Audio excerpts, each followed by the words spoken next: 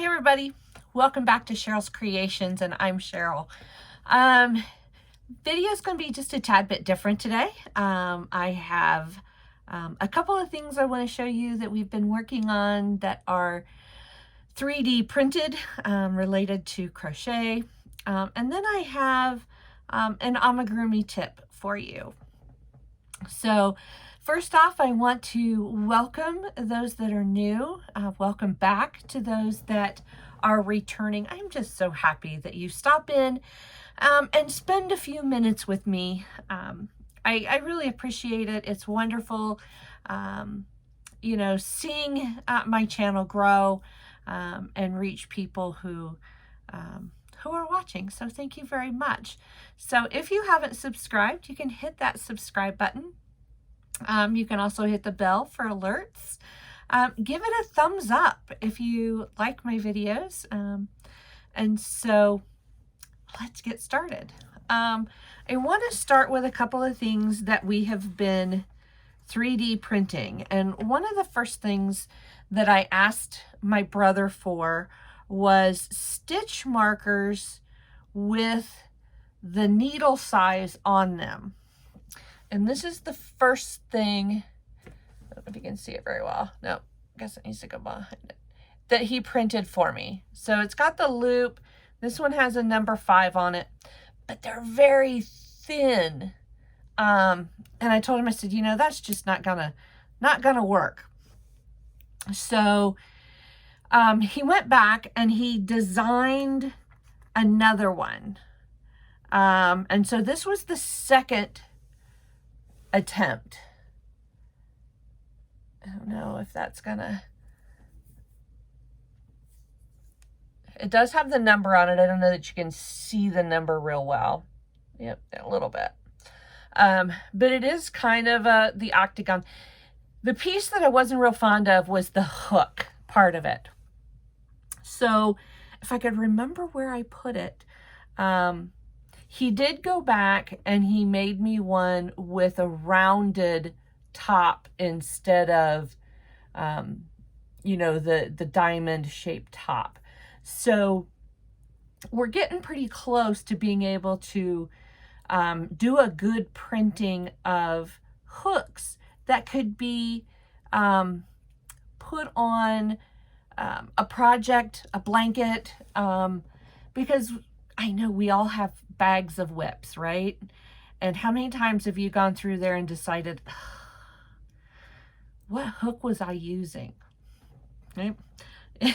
In fact, just last night, I was working on a blanket, and I don't work on blankets very often, but I got this blanket out and I had started it, I don't know, way back this summer, I think, or early fall. And it's a waffle stitch. And then I went back to it again later, wasn't quite sure what needle, used what I thought. And when I took it out this time, there was a big noticeable difference between the first 10 or 12 rows and the rest of it, because I had used a smaller needle on the second portion of it when I started working on it again. So, and I know these can be bought somewhere, but you know, when you've got somebody who has a 3D printer and they want to toy with it and see what they can do. So that's the first one that he did for me. Another thing that he has done is this. And this is a pom-pom holder for a hat. Okay, this is a very standard shape. You can find them just about anywhere on Etsy. So these are really great. He's made me a bunch of these. I think the next time I would like them to be just a tad bit longer. And then I would also like him to make some of the round kind for when the rubber bands are a little bit longer. But that's a piece he's started to 3D print for me. Like, and these are like so cheap if they're 3D printed. We figured it out one time that 1 yard of filament is like 2 or 3 cents. So this is not even a penny, or maybe about a penny to make. So the last item he ventured into was a crochet hook. This is a 9mm hook. You can see the end of it. Does have the taper, does have a slot here where I crochet this way. So in actuality, this is a nice spot. The two flat spots on the sides are really great for my thumb and finger. So this was just a prototype. It was a free pattern for him, and he's gonna try and I could do a few more. I told him that a 4, 4.5, and 5mm are what I use a lot with my amigurumis, and so he's gonna see what he can do. But you know, I don't think that's a bad thing. It works real smooth. I like it. Very, very lightweight, and it is very sturdy. You know, you can't, this is not going to bend and break, even though it's plastic filament. So that's my 3D printed things that we're kind of working on. I'm kind of hoping to get into yarn bowls and some other things that maybe he'll print out for me. So we'll just have to see what happens. You'll have to check back later and see in another tip video or tech video that see what he makes me. So the amigurumi tip I have today is square feet versus round. So when you're doing arms and feet, you generally start, you know, you're working in rounds, so you start your rounds, and when you get out as far as you're going to go, then you start doing rounds of the same number, and that's what turns that into a cylinder. Okay, this one is a round foot. I did exactly what they said. This was 6 stitches. Then the next row out, I increased to 12. Then this one is 18 stitches. I probably should have brought a different color. And then these are 18 stitches up to about here, and then I think it decreased to 15. But this is very rounded, okay? So this is actually going to be a cat paw, okay? It's going to be a black and gray striped cat. So going to be a rounded paw. This one that I'm working on, this is the legs of, oops, let me get that out of there.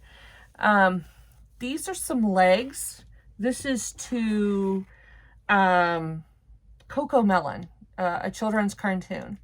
And so in the crochet, you do the same thing. I started with my 6, then my 12, and then this one out to 18. I wanted it to look more like a shoe. The pattern does give you some decreases to give you the top portion of the shoe, but I didn't want it rounded. So when I got out here to the 18 and it started to repeat the same number of stitches in a row, that first row I did a back loop only.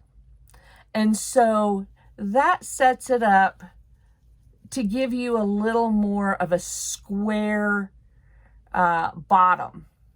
All right. There are some, if you stuff it really tight, it's going to look round anyway. I was listening to, I believe it was Summer's Tips and Stitches and Tips, here on YouTube, and she suggested putting, if you want them to stay flat, to take and put, cut a round of plastic canvas, the plastic mesh canvas, and stick it down in there. It doesn't hurt to wash and dry it. It's not going to hurt anything. Some people have suggested cardboard or stiff paper, but if this is an item for a child and it gets washed, that paper is going to disintegrate. So a little round of plastic canvas.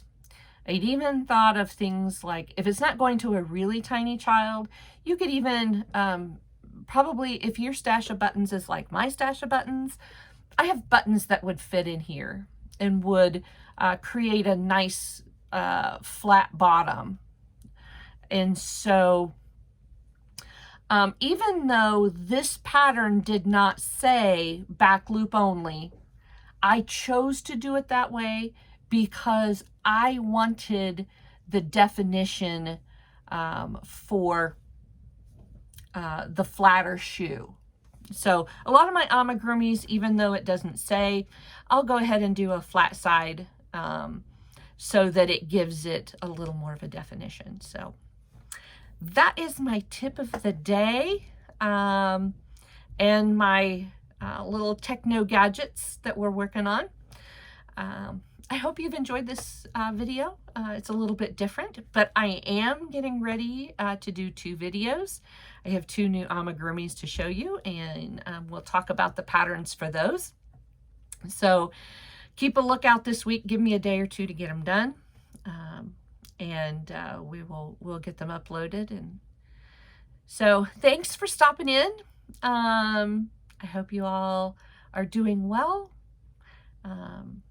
Like, subscribe, stop back in another time. Have a great evening. Crochet away.